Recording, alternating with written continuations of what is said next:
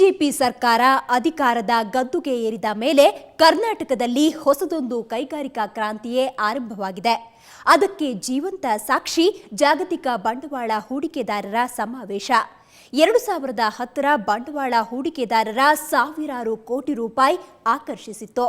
2012ರಲ್ಲಿನ ಸಮಾವೇಶ ಅದಕ್ಕಿಂತ ಹೆಚ್ಚು ಯಶಸ್ಸು ಸಾಧಿಸಿದೆ. ಜಿಮ್ 2ನ ಕಂಪ್ಲೀಟೆಡ್ ಡೀಟೇಲ್ಸ್ನ ಹೊತ್ತು ತಂದಿದ್ದೇವೆ.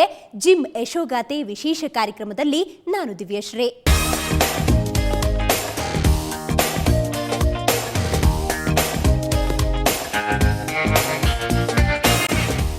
ದಕ್ಷಿಣ ಭಾರತದಲ್ಲಿ ಮೊದಲ ಬಾರಿಗೆ ಗದ್ದುಗೆ ಏರಿದ ಬಿಜೆಪಿ ಸರ್ಕಾರ ಕೈಗಾರಿಕಾ ಕ್ರಾಂತಿಗೆ ನಾಂದಿ ಹಾಡಿದೆ.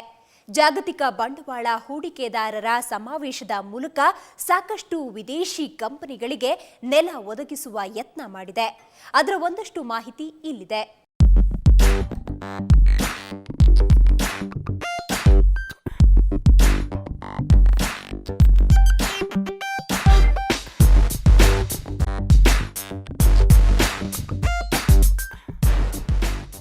ಎರಡು 2010ರಲ್ಲಿನ ಬಂಡವಾಳ ಹೂಡಿಕೆದಾರರ ಸಮಾವೇಶ ಅದ್ಭುತ ಯಶಸ್ಸು ಸಾಧಿಸಿತ್ತು.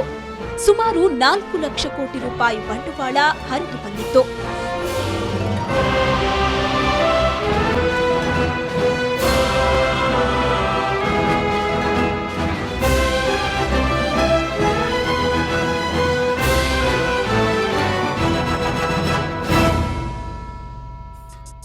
ನೂರಾರು ಕಂಪನಿಗಳು ಕರ್ನಾಟಕದಲ್ಲಿ ಮಾತ್ರವಲ್ಲ ಭಾರತದಲ್ಲೇ ಮೊದಲ ಸಲ ಚಟುವಟಿಕೆ ಆರಂಭಿಸಲು ಪ್ರೇರಣೆಯಾಗಿದ್ದು ಜಿಮ್ 1.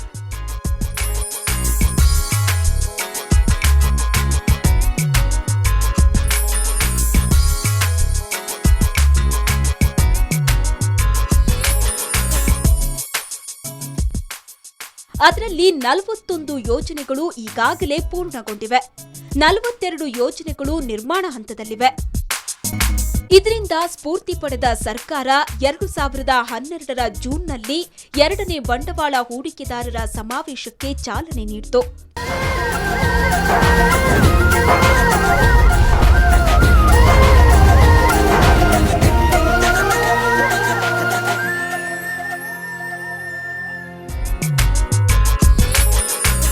ಬೆಂಗಳೂರಿನ ಅಂತಾರಾಷ್ಟ್ರೀಯ ವಸ್ತು ಪ್ರದರ್ಶನ ಮೈದಾನದಲ್ಲಿ ನಡೆದ ಸಮಾವೇಶ ಮೊದಲನೇ ಸಮಾವೇಶವನ್ನ ಮೀರಿ ಯಶಸ್ಸು ಸಾಧಿಸಿತು.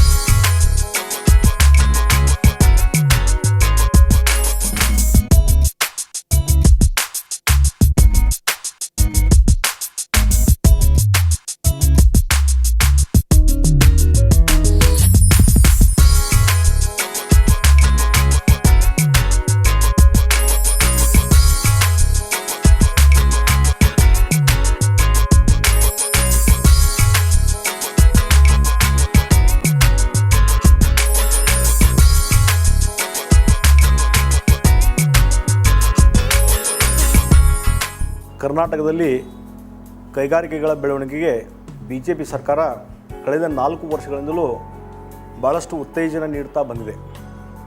ರಾಜ್ಯಕ್ಕೆ ಹೆಚ್ಚಿನ ಬಂಡವಾಳ ಆಕರ್ಷಣೆ ಮಾಡಲು 2 ಬಾರಿ ಜಾಗತಿಕ ಬಂಡವಾಳ ಹೂಡಿಕೆದಾರ ಸಮಾವೇಶಗಳನ್ನು ಯಶಸ್ವಿಯಾಗಿ ನಡೆಸಿದ್ದೇವೆ.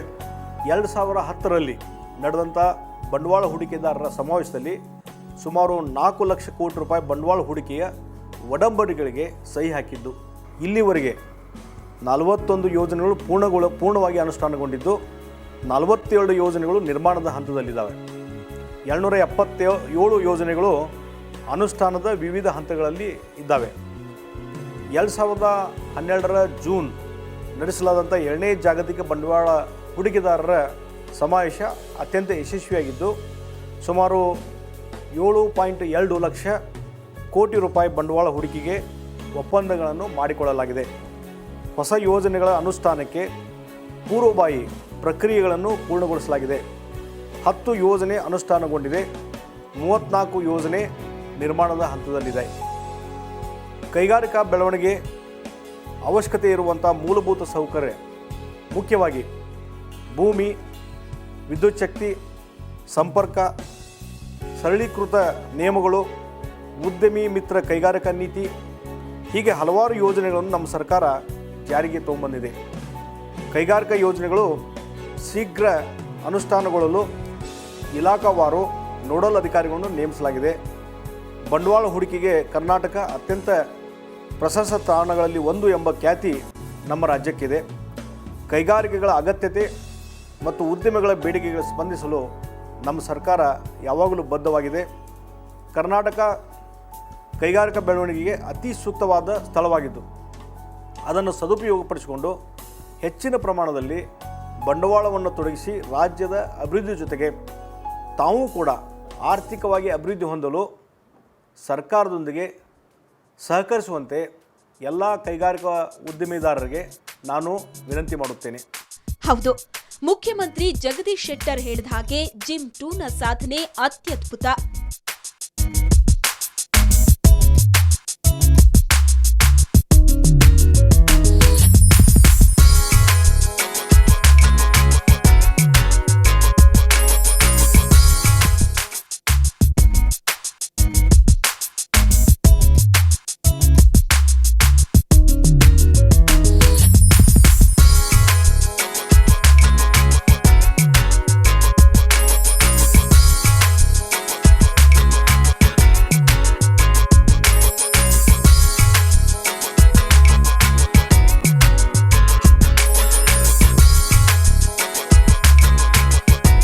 ಜಿಮ್ 2 ಕುರಿತು ಮತ್ತಷ್ಟು ಡೀಟೇಲ್ಸ್ ನೋಡೋಣ ಒಂದು ಬ್ರೇಕ್ನ ನಂತರ.